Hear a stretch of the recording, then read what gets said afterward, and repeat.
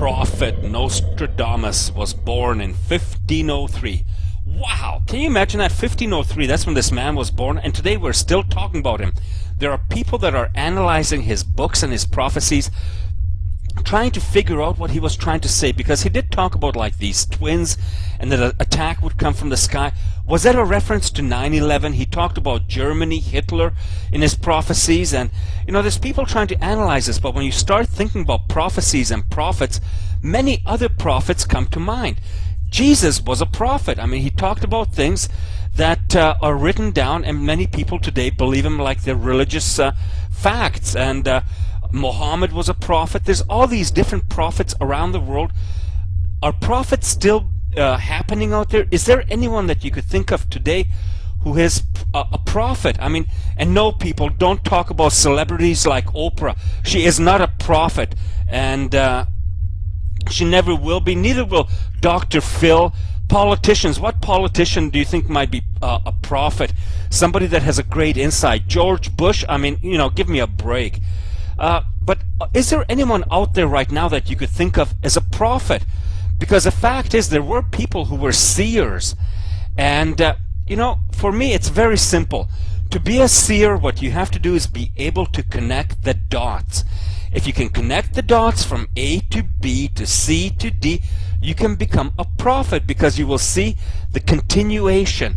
That's what I do when I talk about aliens, pod people, when I talk about celebrities and how even politicians now are becoming alien, and the way that our future and life is being controlled by these people. That is, in essence, being a prophet. Ancient people had no problems with that, because it was very easy for them. You know, they didn't have all these negative influences in their lives. Many, to a great extent, it was all about positive, that they believed in themselves, they believed in things, and they believed in a simple nature. Now, believing in simple is something that I'm really good at. I can believe in really simple things. So I started, you know, to do more research in that, and I started to talk to psychiatrists and psychologists and all these different people that I thought would be able to help me on my quest to have a better understanding of things. And aside of the fact that they started trying to put pills at me, because what I learned is that they're not able to deal with excitement and prophecies. They're not able to deal with people on a one-to-one basis. They got to push pills at you.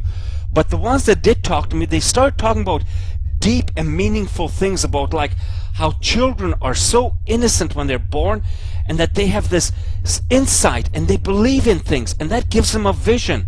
And that's how ancient people were. So I started to think to myself that that's what I gotta do, is be really simple. And if I'm really simple, I can have an insight. So I just simpled myself down. That's not dumbing down. I simpled myself down. And along the way, things became clear. And as things become clear, I start connecting dots. So when you start connecting the dots, you have a better vision of what's going on. And that even brings into it stuff like science. Look at this. Ordinary electrons turned into high-speed demons. These are actual files from NASA. This is actually happening. So when you start thinking about that, you know, prophecies and science and how do they interact, there is a lot of truth to both of them, but not in each one individually. So what I'm trying to say is, don't believe any one. It's a combination.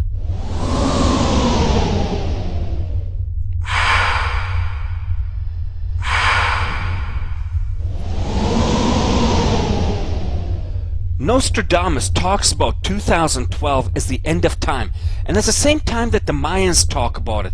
So this becomes an interesting thing of connecting the dots. How can this be? And when you start looking at years and you start looking at calendars and stuff, it becomes very clear. We are on the verge of destruction. When you see that huge ice fields in the Antarctic, 160 square miles of it breaks off, you got to think that something is happening to our Earth. But there are so many other things with emerging viruses and bacteria and all these different things. And at the same time, there are so many other problems that we're encountering. And one of the biggest things that we encounter is that belief that we are different, that we are separate. So let's get back to aliens. First of all, there are aliens. We have been visited. we are part, to the most part, of pod people. Not everyone, but there's a lot of pod people out there who have been infiltrated, they have been brainwashed, and they are part of the alien subculture. As such, we have to be on the lookout for them. We have to keep a watch.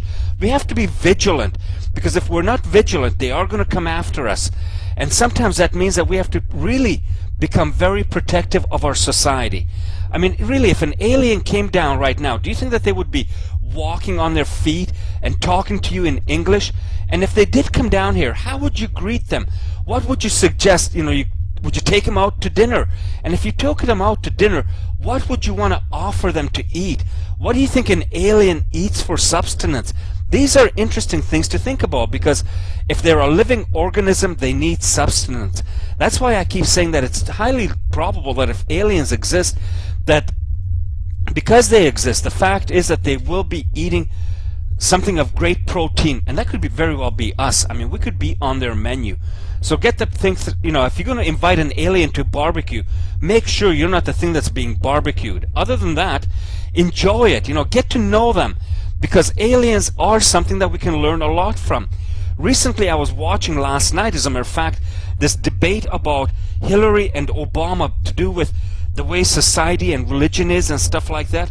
And one of the things that really impressed me was Hillary Clinton's talk about America having a moral authority, and that it should have a moral authority to go out and integrate other cultures, to teach them to become more American, to become more Western. And I thought, how phenomenal that finally we have a politician who can speak her mind. And sometimes when she speaks her mind, she even tells us the truth.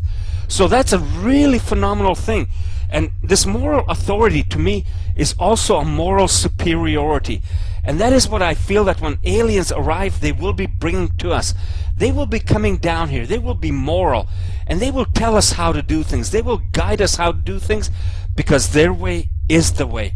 And that's something that we as human beings have been doing on this planet. Whenever we go to other cultures, I mean, think about it. Today we're building bigger cars to use more gas, and then we're growing food that can be made into gas, while 40% of the world is starving to death. And what do we think about that? Oh, well, it's not us.